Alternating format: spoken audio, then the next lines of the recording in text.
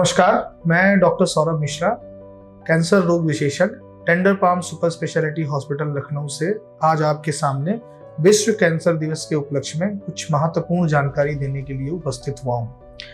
जैसा हमें पता है कि 4 फरवरी जो कि विश्व कैंसर दिवस के रूप में हर जगह एक मैसेज के रूप में इसका आयोजन किया जाता है, जिससे जन सामान्य में इस वर्ष या अगले 2-3 वर्ष हमें कैंसर संबंधित क्या अपना तरीका रखना है या हमें कैंसर को कैसे मैनेज करना है, ये हम जन सामान्य में सूचित करते हैं। तो इसकी बात करें तो इस बार का जो थीम है, जो कि पिछले 2 सालों से वही सेम थीम है, जिसको बोलते हैं क्लोज द केयर गैप, वो इस WHO के द्वारा प्रदान किया गया एक थीम होता है जो दिया जाता है विश्व कैंसर दिवस को मनाने के लिए या उसको हमें ऑर्गेनाइज करने के लिए।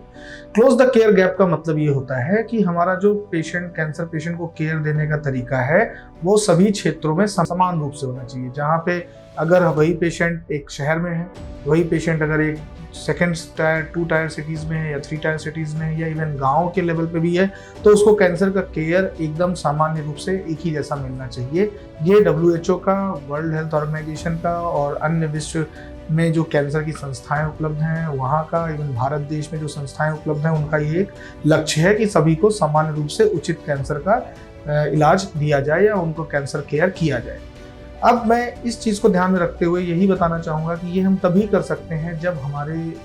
जितने भी समाज के लोग हैं, हर वर्ग के लोग इसके बारे में, कैंसर के बारे में पूर्ण जानकारी रखते हों और उसकी वजह से उनके अंदर उस कैंसर के प्रति पूरी जागरूकता हो। तो हर समाज के हर व्यक्ति को जो इस कैंसर केयर से संबंधित है, अगर वो पूरी तरह से जागरूक रहेगा तो वो सामान्य केयर दे पाएगा।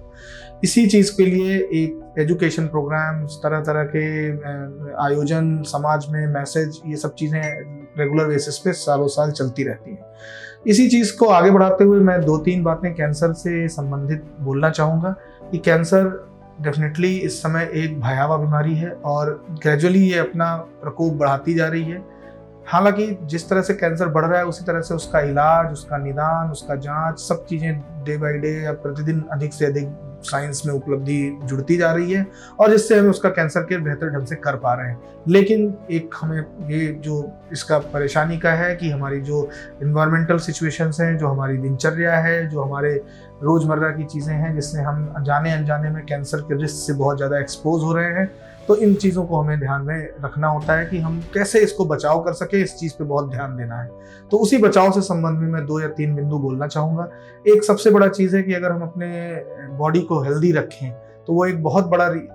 है कि किसी भी चीज़ से उस बॉडी को लड़ने की ताकत अंदर मौजूद रहती है, जो बाहर के किसी भी इंसल्ट को, किसी भी दुष्प्रभाव को आसानी से सहन कर सकती है और हमें कैंसर से बचा सकती है। इसका अर्थ ये है कि बॉडी ना अधिक पतली होनी चाहिए, ना बहुत ज़्यादा मोटापा होना चाहिए, क्योंकि one of the major cause of cancer में ओबेसिटी आता है। खासकर फीमेल्स में जो कुछ कैंसर होते हैं लाइक ब्रेस्ट कैंसर, यूट्रस का कैंसर, ये मूलतः बहुत ज़्यादा मोस्ट कॉमन कॉजेज में ये देखा गया कि ओबेसिटी से एसोसिएटेड है। तो एक बहुत बड़ा रीज़न जो हुआ, हम अपने शरीर को कैसे स्वस्थ रखें और हम कैंसर से बच सकते हैं। दूसरा, हमारा खान पान बहुत सेंसिबल होना चाहिए। कोई मैजिक खाना नहीं है, कोई मैजिक पानी नहीं है, कोई मैजिक डाइट नहीं है, कोई मैजिक लिक्विड नहीं है। जो हमें ईश्वर ने या प्रकृति ने प्रदान किया है उन्हीं में से हमें उसको सेंसिबली उन चीज़ों का सेवन करना चाहिए।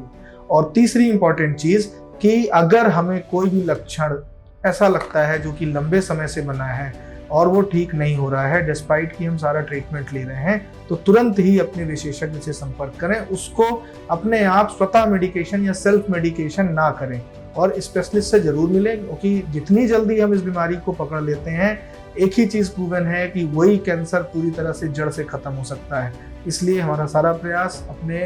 अपने ऊपर ध्यान देना, चीज़ों के लिए अवेयर रहना और अपने आप को ये अवेयर करना कि हमें कोई लक्षण लंबे समय तक छुपाना नहीं है, उसको हमें तुरंत ही अपने डॉक्टर से मिलकर, अपने विशेषज्ञ से मिलकर उसको एक्सप्लेन करना है। इसी के साथ मैं अपनी बात समाप्त करता हूँ। धन्यवाद।